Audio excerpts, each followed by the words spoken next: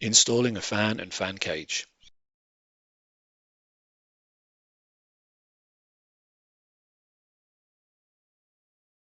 To install a fan cage, align the fan cage assembly with the slots on both sides of the server and lower it into the server. Attention! All fan modules must be removed from the fan cage when handling the fan cage assembly. Push the fan cage release latches all the way down. Reinstall all the fan modules and, if necessary, the fan fillers.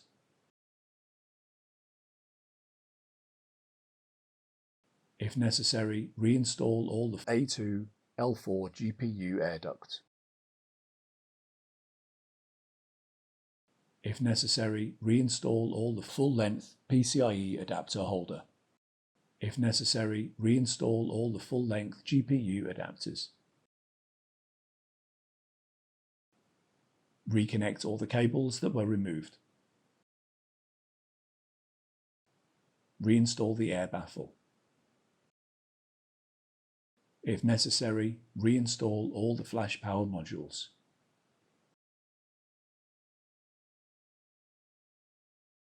To install a fan, push the fan all the way into the fan cage assembly. Install the server cover.